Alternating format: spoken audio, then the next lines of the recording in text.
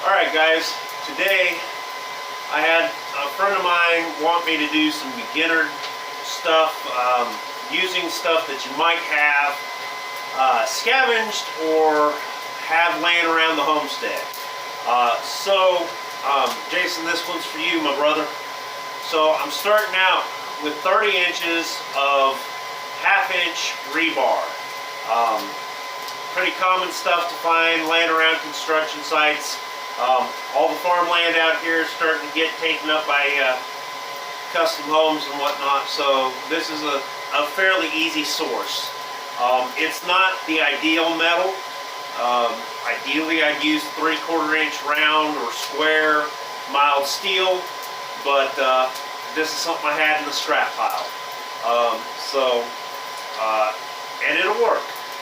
They won't be the prettiest, they won't be the best, but they'll work. So for starters, we're going to start out heating up the ends and forming jaws.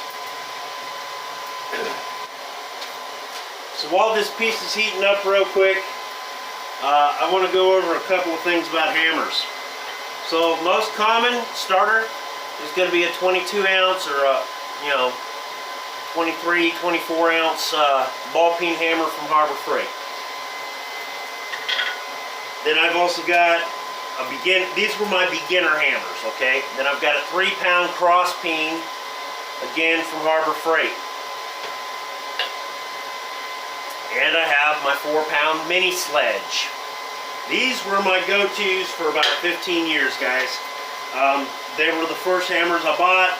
Since then I've bought and made other hammers, actual blacksmithing hammers.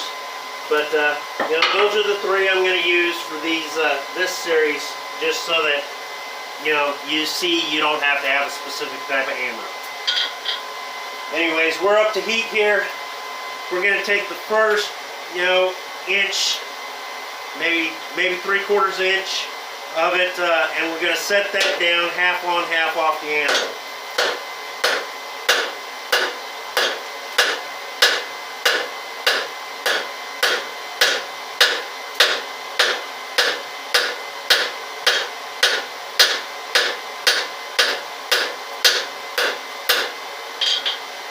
Okay, so just like that, you're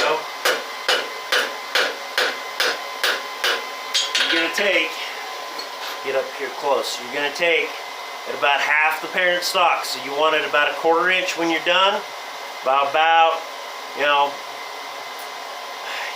half inch, maybe, let's see, I got a tape here.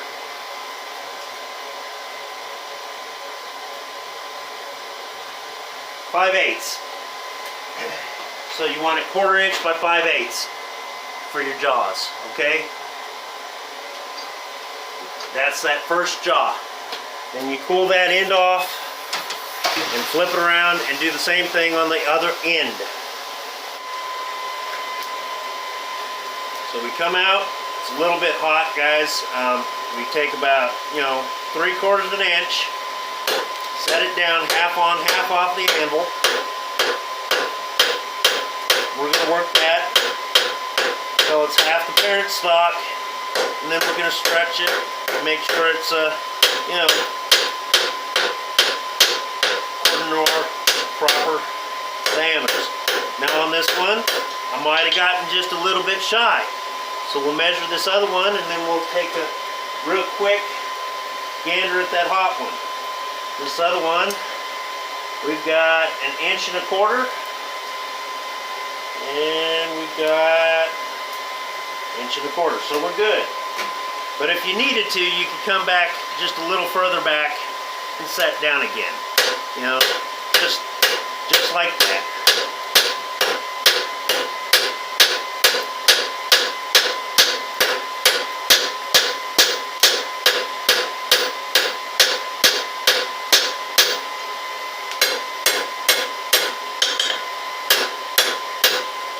Just like that, right? Okay. So, next step, you're going to come in here. You're going to come 90 degrees to your first cut. Let's see. turn you a little bit here so you can really see what I'm doing. Okay, so you're going to put that over the edge of the anvil. You're going to lift up on it and tap down there. Then you're going to come back and give it about a 1/2 inch to 3/4 and give it a tap on the back here, okay? And that is going to set your boss area out. And then what I like to do is I like to come right over the corner step. And you can do it over an edge if you don't have an actual anvil, you know, but come in and flatten that out. And that'll be where you put your rivet. So let's do that. So we come out just behind that jaw, lift it up, you set it down. See what that did there? It's a little bright, but see if I can make it a little more obvious. Okay, so you set that side down, you come back just behind it, give it about 1/2 inch from the jaw, lift it up, down at an angle, and you're going to put that divot in there. Alright, now see what that does?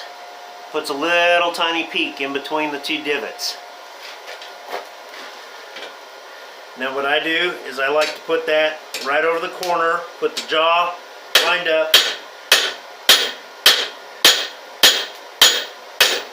and I work that in. Now I need to take a second heat because it's gotten too cold, and we don't want to work any metal cold, guys.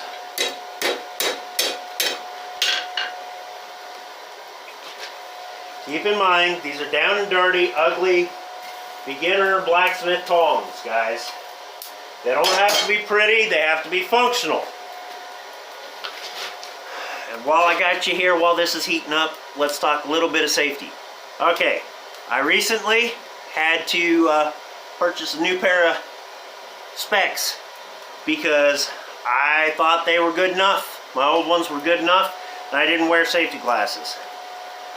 Alright, that's stupid. Yes, yep, I'm a dumb blacksmith. You know, I didn't pay attention in my safety classes and whatnot.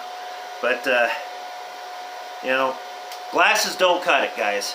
And to save you the expense of another $200-300 pair of glasses, you know, get the stinking over covers and just bite the bullet and deal with it. They're like $1.50. They're a pain in the butt, but they'll keep you safe. Alright, we're back up to heat. We're going to take this over our corner. We're going to kind of pull it, draw it out towards us a little bit, right? We don't want to make it too thin. We want to keep it about that, you know, 1/4 inch size. So what I do is I'll hammer it this way first, and then I'll come over to the other corner and hammer it back that way. And then we'll just dress everything, make sure it lines back up, right?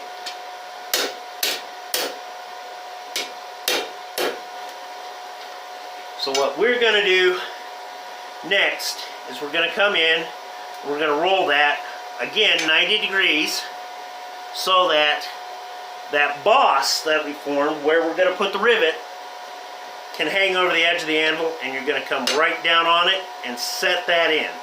And then we're going to begin drawing out the reins. Okay, again, now that we have our heat, we put our boss down over the edge of the anvil. Then we set it. Okay, we're working round stock. So when you work round stock, in order to draw it out, you have to, absolutely have to, take it from round to square.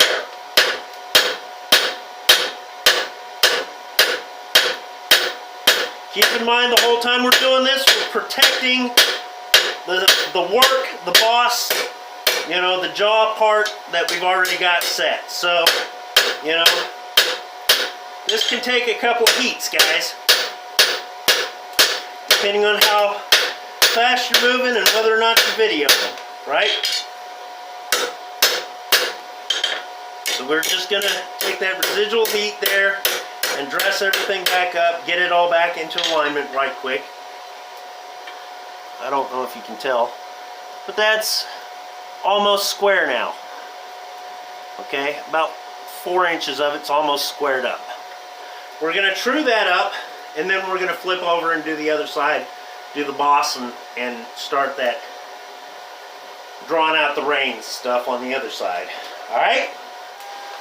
Alright, so we pull it back out, we protect our boss, put that down over the edge of the anvil so we don't smack it. And we just come and sharpen that flat thing back up, right? Okay. And then back the other way, turn it 90 degrees so that you can get the other side.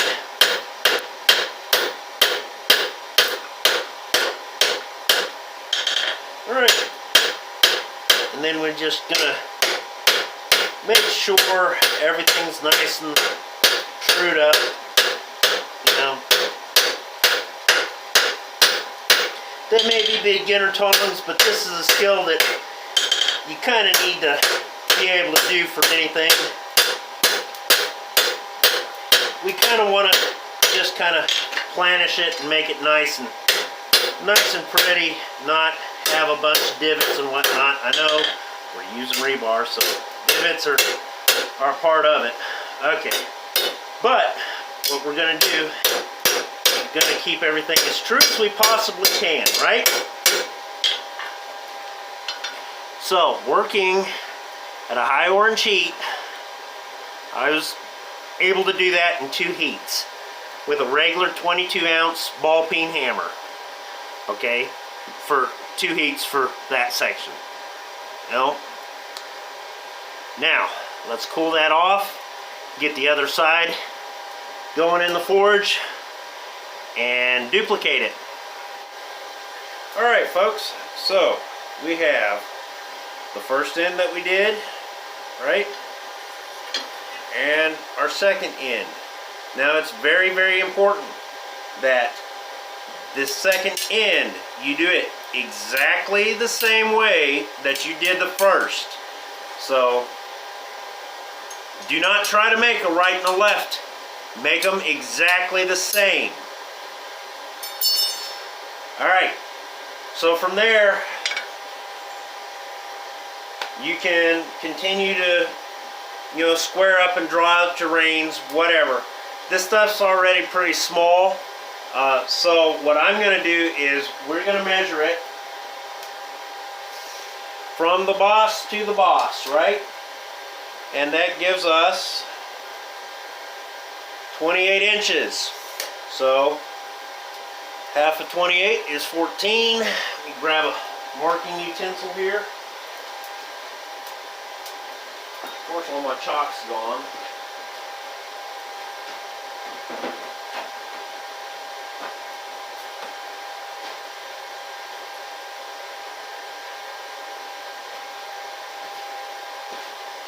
So I have a center punch. You probably don't have one. Just use a file or something to mark it. Let's see, 14 inches puts us right there.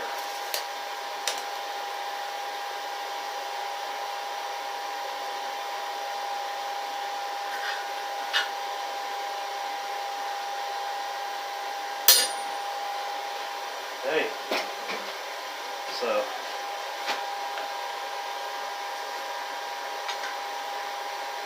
put your jam on here.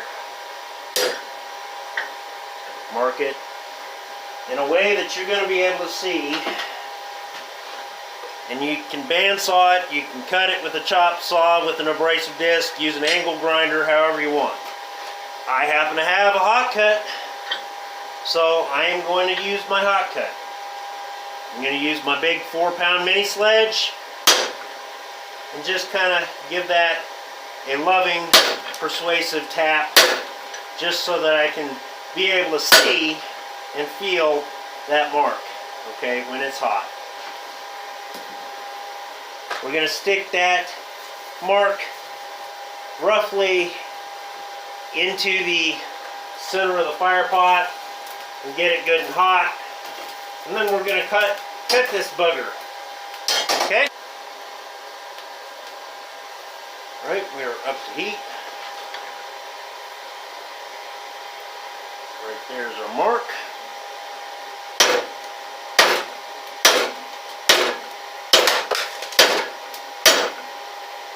Don't cut all the way through.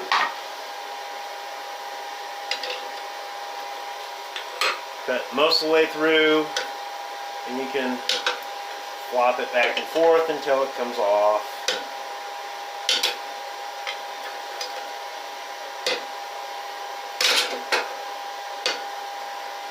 Or you can grab a pair of channel locks and flip it back and forth. You know, just something not to burn the fire out of your hand. Alright, so now we have 2 tongs, reins, okay? Reins and bits and all that. So, we have 2 of exactly the same tongs all the way out, right? What we'll do is, yep, that's the hot one, dummy.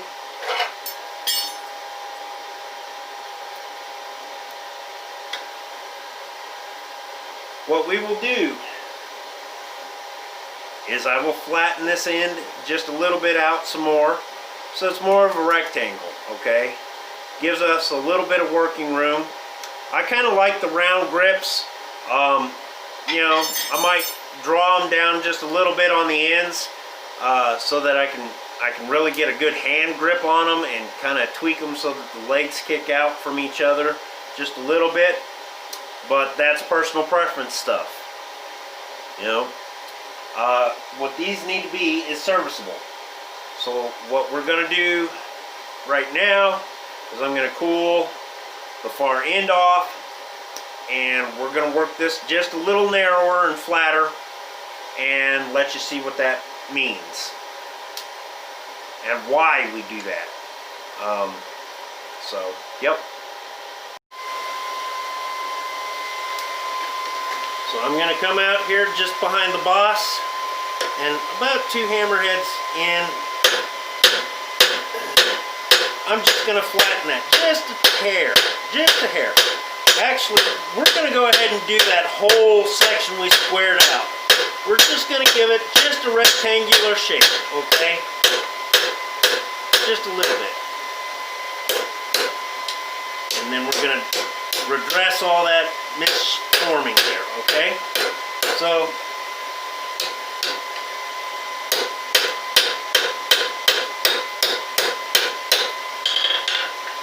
it's not much of a difference in the cross section, but it is. It's just a slight bit rectangular there just behind the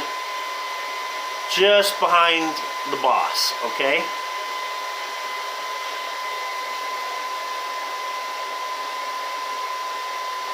Now do them both like that. So you do one and then immediately do the other. Otherwise you wind up getting confused on your steps. Don't ask me how I know. Trust me. So once again, come right behind that boss. Flip it over. Okay. And you're going to rectangulize. If that's even a word. But you're going to spread it into a slight rectangle.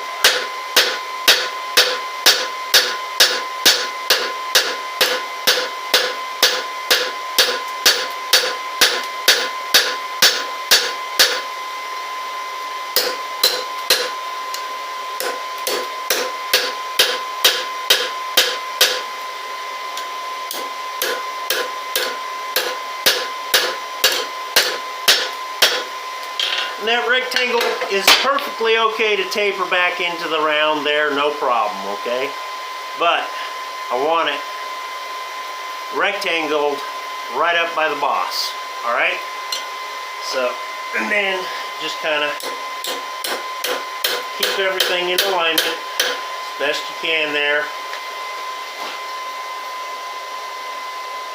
Take a heat on there in that rectangle section.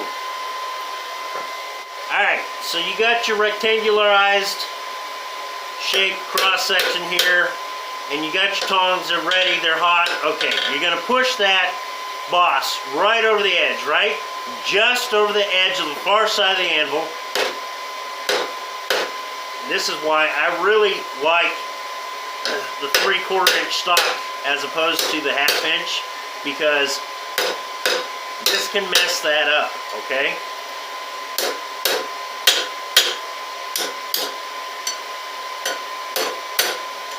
So,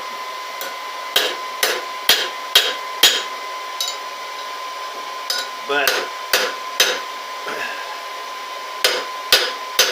you dress it down so that it looks something like this, okay? You want your bottom jaw there, and then parallel to that is where you want your rein, okay? Do it on both of them. One more time for you. Push your boss so that it's not supported by the anvil, and you're going to come right down on top. Okay?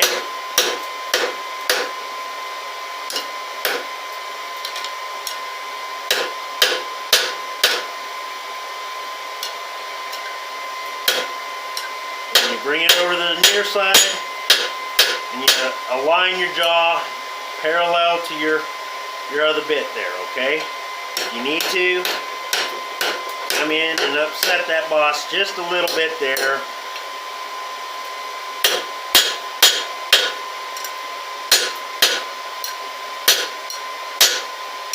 Okay? But you get the gist.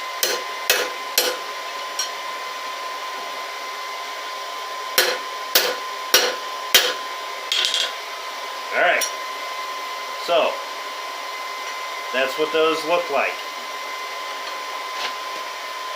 Now, these are dirty dongs. They're beginners. They don't have to be perfect, they just gotta function, right? Okay, so, and they should match, right? Yep, okay. So your angles should match, all that, so that when you go to put them in together, they kind of line up just like so, right? Alright. So the next part, for me, I'm going to cool these off, flip them around, and round up and do the cosmetic bits on the ends there.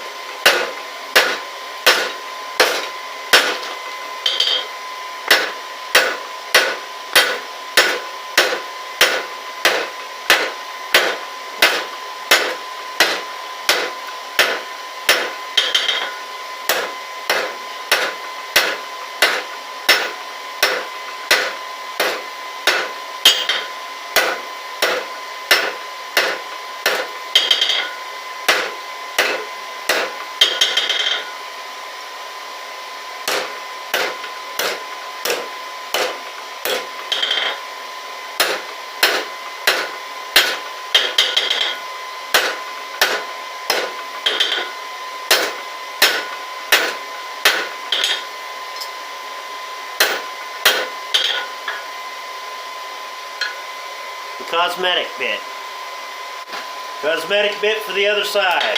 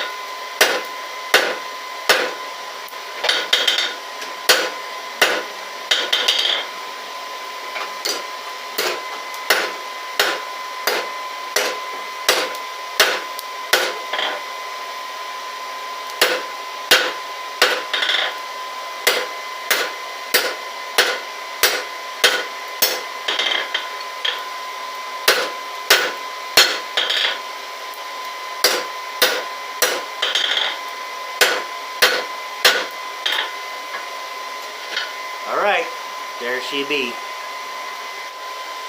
Okay, friends. So, we drilled a hole in the center.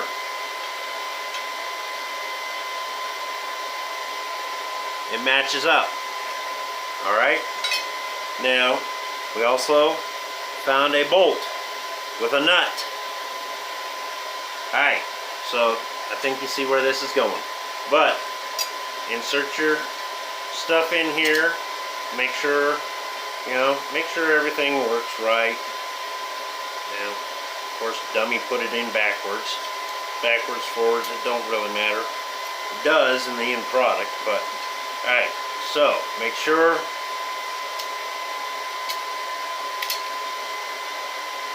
you got your movements right. You see how that one's binding there? It binds against that stuff that I said we didn't need to file out. So let's go ahead, take 5 seconds and file that out now on both sides so that it doesn't create a problem later on. Okay, so when I come in here with the file, I'm filing right here up against the jaw.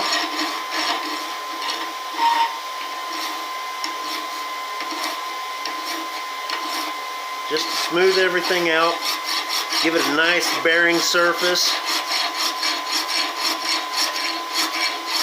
And I'm pushing with the file wherein it cuts and lifting to pull back.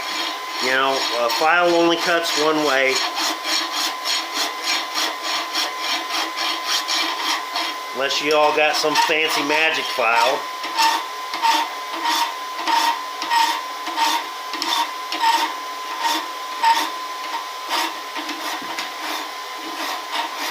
So I'm cutting in up here by the jaw and also out here at the base of the boss.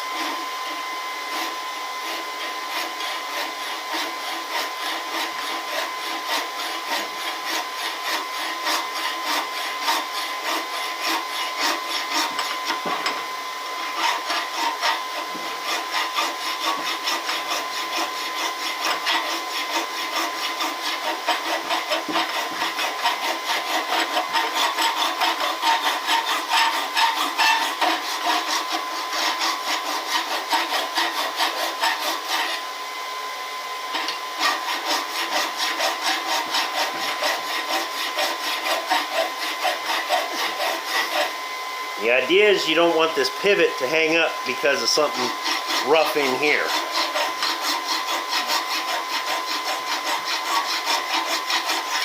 Just kind of feel over it, make sure you don't have any divots or rises in there that's going to cause it to hang up.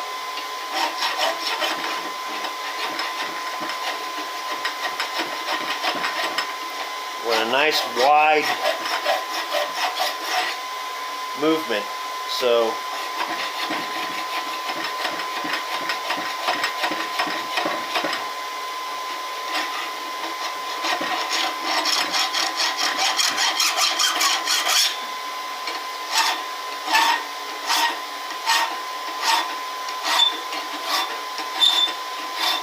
sorry for the squeaks. Alright, so there you go. See, we'll take it out of the vise here and be able to show you that a little bit better. So, alright, see, now you're going to do that on both sets, both blanks, okay? Yep. Okay, so here we are. We've got our tong blanks. We've got our rivet or our bolt in this case, and we're going to set this just like so. Place our rivet, our bolt through the tongs, and then we're going to kind of just put our nut on the back there, just kind of finger tight. You don't want it super tight, but you just kind of put that on there, and we're going to test it. Okay, nice fluid movement. Yeehaw, that works. Alright, so after we get this rivet set, then we'll adjust these tongs somewhat, okay? But yeah, those work pretty well. So what we're gonna do is, I cheated until I could figure out how to make rivets. I use these bolts. I leave them just a touch loose there, okay? Then we'll heat up that jaw section right there where the rivet is, and we'll just kind of mushroom out that head a little bit when it's hot. Alright, so this does not have to be at a really high heat. You can see it's just barely orange at all. Use a ball peen hammer just to, you know, do that. And then I'll use the ball actually to spread out the end of the bolt right over the nut. Make sure it still moves. It still moves. Okay, great. And that's that. Sort of. So, you see how now you've got this really wide gap between the jaws. What I like to do now is I'll get a piece of the stock that I want to use. We're going to be using these as pickup tongs for making nails. So, you know, it's going to be 1/8 inch or smaller stock that you're going to be using. So we'll take this. Yeah, we got significant movement here to come down to where we need to be, right? Yeah, okay. So, let's see. You can see there's, yeah, it's about 4 times the size gap that we need here. So what we're going to do is we're going to heat these jaws up and move them to close that gap. Alright, so our jaws come out pretty hot. You put them right on the edge of the anvil there. Drive them down towards each other. Just a touch. Then flip them and do the same thing over again the other way. You want evenness in your stripes, you know.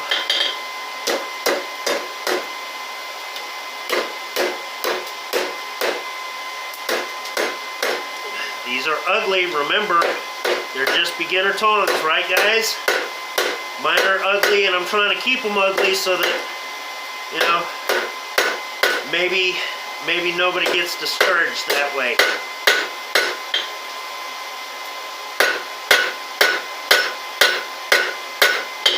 Because normally I'd take a while to make sure they're nice and pretty when I'm making them. Because I like nice things. Okay, so they still open and close. They're pretty much closed down, right? Okay, now's the fun. Now we heat those jaws back up. Okay?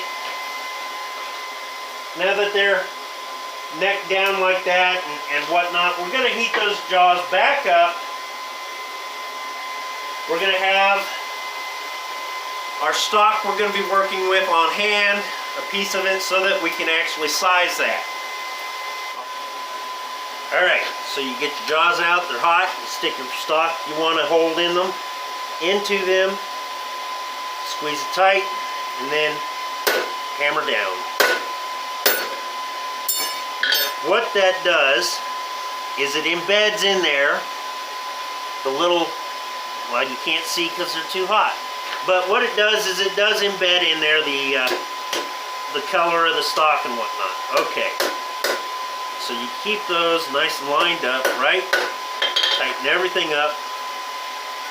Now, see how these are kind of out of alignment with each other? Now what we're going to do is we're going to heat this section right here up, just behind the boss and the rivet, right?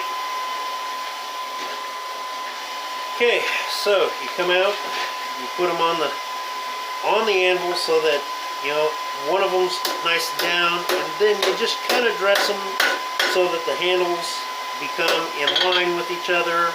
Like I said, so above, so below, so flip them over and do the same thing. Then you're gonna just make sure everything's still nice and working right. Yep, they do. Okay. And then just adjust it just a little bit more. Make sure they're nice and well set there.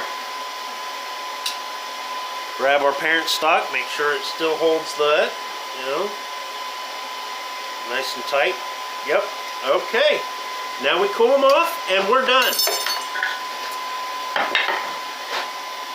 Cool them off. You can use water, it's rebar, you know. I've got a big tub of used fryer oil over here that I use for quenching. I'm going to use that. But yeah, you just kind of stick them in there and work them back and forth. You know, they will tighten up a little bit. If you get them too tight, you can just work them really, really hard and get them to go. But yeah, man. And if after you get them out, you feel like they might be a little bit too loose, you can always come in and dress up that rivet just a little bit. You don't want to hit it too much because it does tighten down as you do, you know. But yeah, those will work. They're ugly. They're beginner tongs, but it's a basic how to make, using your scrap heap, how to make, you know, tongs from rebar. Now, I did those cosmetic things, and you see back here why. It gives me some place for my hand to stop against, you know. Now these are lightweight tongs. Nothing super spiffy about them. You know, here's a pair that came as a kit from Ken's Custom Irons. Looks pretty darn similar, don't it? The only difference between the store-bought one and these guys is I did not take the time to dress up the boss and make it nice and pretty, you know. But they both function. They both do the job. You know, it is, you know, good to go. We'll see you on the next video.